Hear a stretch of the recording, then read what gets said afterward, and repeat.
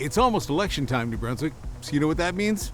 Some politicians are going to promise everything and anything to try and buy your vote.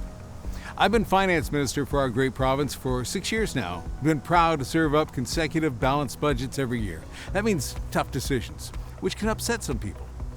I get that, but tough decisions have pulled our province out of the red and helped pay down our debt. This past year, we saved $90 million in interest payments. That's money that can be spent on education and health care. It's different when you're in the opposition, though. Susan Holt and the Liberals get to criticize the government and give everyone the impression that if they're elected, they'll do everything they have talked about. Well, the Liberals went around the province on something called a listening tour, where they brought in groups to tell them what the government should do.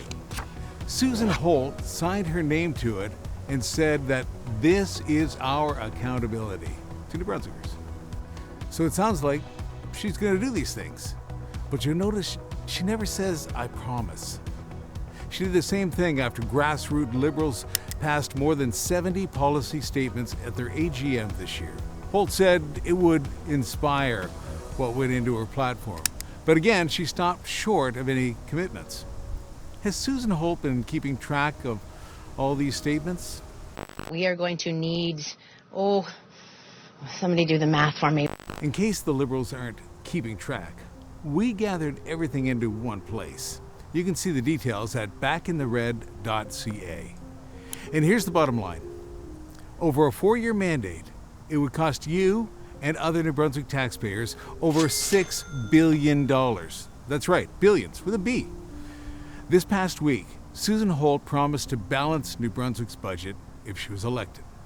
Balancing a budget can happen by raising taxes, cutting spending, borrowing money, or simply breaking promises, or all of the above. Spending $6 billion would wipe away all the progress we've made. The headlines at one time read that New Brunswick was in a death spiral, and we were almost bankrupt. The Liberals also raised taxes during that time by over $1 billion and drove our economy into the ground. We can't do that again. Under Premier Blaine Higgs and the PC team, we have balanced the budget. We've been able to make record investments in healthcare, education, and affordable housing while cutting personal income taxes. And if re-elected, we'll be cutting the HST by 2%. That keeps more of your money in your pocket. The question New Brunswickers need to ask Susan Holt and every Liberal candidate who knocks on their door this fall is simple. Where will the money come from? Will they be raising taxes by $6 billion? Will they be borrowing billions of dollars, or will they simply break their promises? New Brunswickers deserve to know.